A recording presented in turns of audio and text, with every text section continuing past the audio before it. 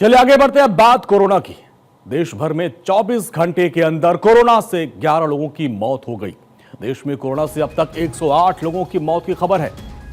देश भर में कोरोना के एक्टिव केस की संख्या 7,264 पहुंच गई। लेकिन अब ये जो खबर है वो चौंकाने वाली है, डराने वाली है, क्योंकि पिछले अगर हम 24 घंटे की बात करें तो 24 घंटे में कोरोना से 11 लोगों की मौत हो गई और अब तक 108 लोगों की मौत हुई है। देश भर में कोरोना के एक्टिव केस 7,264 तक पहुंच चुके हैं। ऐसे में अब हमको सतर्क रहना होगा और कोरोना गाइडलाइंस जो हम पहले जिसका पालन करते थे उसको एक बार फिर से अपने जीवन में उतारना होगा, क्योंकि अब मामले धीरे धीरे बढ़ रहे हैं। बहुत घातक तो नहीं है इस बार ये जो वेरिएंट है, लेकिन जिस तरीके से अब ये मौत की खबरें आ रही हैं उसके बाद से सतर्कता ही अब बचाव है, क्योंकि जिस तरीके से मामले बढ़ रहे हैं 7,000 के पार मामले चले गए हैं और 24 घंटे में 11 लोगों की मौत हुई। जिसके बाद अब ये जो कोरोना गाइडलाइंस थी, जो आदत हमने पहले बना रखी थी, उसको एक बार फिर से पालन करना होगा। और किन किन राज्यों में कोरोना के मामले हैं वो भी हम लगातार आपको बता रहे हैं और हमारे तमाम सहयोगी हमारे साथ जुड़ रहे हैं और उनसे जानेंगे कि जहां वो है उन राज्यों में क्या स्थिति है। अक्षय राय दिल्ली से हमारे साथ जुड़ रहे हैं, नीलेश चौहान लखनऊ से और धनंजय मंडल रांची से हमारे साथ जुड़ रहे हैं। सबसे पहले अक्षय, आपके पास आते हैं। मामले बहुत तेजी से बढ़ रहे हैं, फिलहाल स्वास्थ्य विभाग की तरफ से क्या अपडेट है, बताएं। और देखिए, जिस तरह से कोरोना के मामले खास करके कोविड गाइडलाइंस उसके लिए लगातार जारी की जा रही है और अभी तक देश भर में 7264 मामले सुबह 8 बजे तक दर्ज किए गए हैं। पिछले 2 दिनों में अगर देखें तो 10 से ज़्यादा मौतें हुई हैं। शनिवार को भी 10 मौतें हुई थी और रविवार को 11 मौतें सामने आई है। कुल मिलाकर के देश भर में अभी तक जनवरी से अगर आंकड़ा देखें तो 108 तक पहुँच गया है और इसके लिए अलग अलग राज्यों में गाइडलाइंस जारी की जा रही है। खास बात यह है कि केरल एक बार फिर से एपी सेंटर बनता हुआ दिखाई दे रहा है। 1920 केसेस अभी तक सामने आए हैं। इसके अलावा गुजरात में 1400 से ज़्यादा मामले दर्ज हैं और साथ ही साथ पश्चिम बंगाल में लगभग 750 के करीब मामले हैं और यही हाल दिल्ली और उत्तर प्रदेश का भी कुछ हद तक देखा जा सकता है। दिल्ली के स्वास्थ्य विभाग की माने तो कोविड गाइडलाइंस से निश्चित रूप से फॉलो करने की ज़रूरत है और जो हम पहले एहतियात बरतते थे उसको ज़रूरी है। स्वास्थ्य विभाग पीपीई किट और अस्पताल में लगातार जो सुविधाएं मुहैया कराने की कोशिश कर रहा है और कोशिश ये जारी है कि दिल्ली में जो मॉर्टेलिटी रेट है वो नीचे रह सके। खास बात यह है कि अभी तक जो आंकड़े हैं वो बहुत ज़्यादा घबराने की जरूरत नहीं है, लेकिन क्योंकि वेरिएंट काफ़ी है, जो ICMR के जो निदेशक हैं उनका साफ तौर पर कहना है कि एक XFG एक वेरिएंट है, इसके अलावा JN1 वेरिएंट है जो कि सबसे ज़्यादा फैल रहा है। इसके अलावा 2 और वेरिएंट है जिस पर कि हमें नज़र रखनी होगी और सबसे बड़ी बात यह है कि म्यूटेशंस क्योंकि ज़्यादा हो रहा है तो इसलिए लोगों को सावधानी बरतने की ज़रूरत है और इसीलिए 2023 में जो गाइडलाइंस जारी की गई थी वही गाइडलाइंस अभी फिलहाल इम्पोज करने की कोशिश की जा रही है। हालांकि इम्पोज नहीं की गई है, लेकिन लोगों को एहतियात बरतने के जरूर खुद से जो हमारी आदत थी उसको फिर से उसको अपनाना होगा। अक्षय, आपके पास आएंगे, लखनऊ चलते हैं। उत्तर प्रदेश में क्या हालात है? नीलेश चौहान हमारे सहयोगी। नीलेश, यूपी में क्या हालात है, इसको लेकर क्या सतर्कता बरती जा रही है?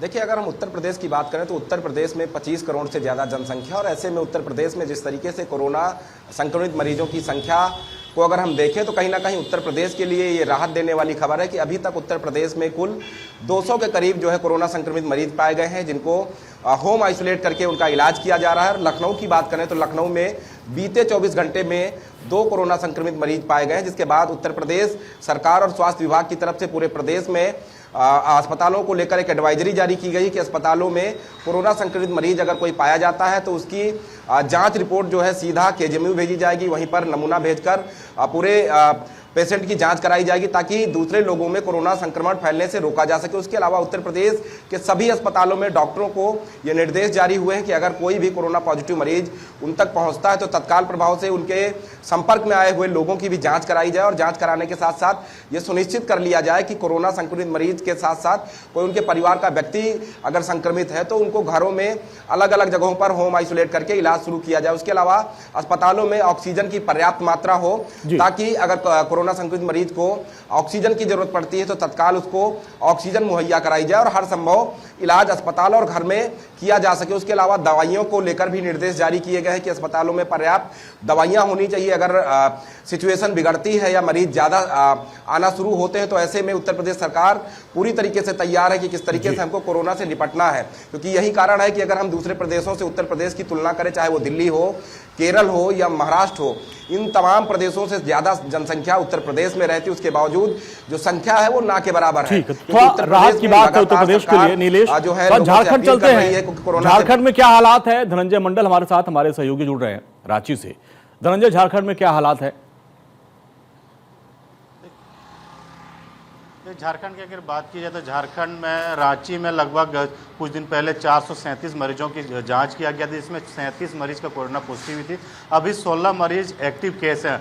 हालांकि देखिए, जितनी भी कोरोना पॉजिटिव पाए गए थे सभी का हिस्ट्री का जांच किया गया था, दूसरे प्रदेशों से झारखंड वापस आए थे। उसके बाद आनंद फानन में हेल्थ मिनिस्टर ने, झारखंड सरकार ने गाइडलाइन जारी कर दिया कि जो भी मरीज बाहर से आते हैं वो उसका स्क्रीनिंग किया जाएगा। साथ साथ अस्पतालों को भी एक ऑर्डर जारी किया गया जिसमें कहा गया है कि सभी अस्पतालों में गैस, ऑक्सीजन का जो गैस सिलेंडर उसको रिजर्व रखा जाए, सभी प्लांट को एक्टिव किया जाए, जो अगर पहले से एक्टिव नहीं थे या खराब थे उस सभी को सुचारू रूप से चालू किया जाए। साथ साथ रांची में सदर और रिम्स की अगर बात की जाए 40 बेड को रिजर्व करने के लिए रखा गया, क्योंकि झारखंड की सबसे बड़ा जो अस्पताल है रिम्स है झारखंड में, रांची राजधानी में। बाकी जिलों में भी कहा गया है कि जो बेड है कोविड पॉजिटिव के लिए बेड को रिजर्व रखा जाए। साथ साथ गाइडलाइन जो जारी किया गया था कि जो मास्क भीड़ भाड़ इलाके में अगर जाते हैं तो मास्क का प्रयोग करें, सैनिटाइज का जैसे पहले हम प्रयोग करते थे, क्योंकि जो JN1 जो वेरिएंट है उसमें सेम लक्षण देखे जाते हैं जो पहले कोविड-19 में हम जो लक्षण पाए जाते थे, सूखा खांसी होना, गले में दर्द होना, जोड़ों में दर्द होना, बुखार होना, ये तमाम सिर दर्द होना, तमाम जो लक्षण है पाए जाता है उससे वही लक्षण इस नए वेरिएंट में पाए जाते हैं। तो एक प्रिकॉशन के तौर पे सभी को कहा गया कि अगर मार्केट में निकलते हैं, भीड़ भाड़ इलाकों में जाते हैं तो मास्क लगातार प्रयोग करें। लेकिन सरकार ने एक तरह से एडवाइजरी जारी किया गया है कि कहा गया है, साथ साथ देखिए जो डॉक्टर है, डॉक्टर सतर्क रहे। जो अस्पताल में अगर कोविड पेशेंट आता है तो उनके लिए जो वार्ड एक रखा गया, उस वार्ड में उसका इलाज किया जाए, साथ ही सैंपल को तुरंत रांची भेजा जाए, यहाँ से उसकी पुष्टि की जा सकेगी, क्योंकि जो सैंपल है वो कलेक्ट किया जाता है, कलेक्ट करने के बाद रांची भेजा जाता है। बहुत बहुत शुक्रिया। आप लोग भी अपना ख्याल रखिएगा, आप लोग फील्ड में रहते हैं, अपना भी ख्याल रखिएगा। बहुत बहुत शुक्रिया इस पूरी बातचीत के लिए।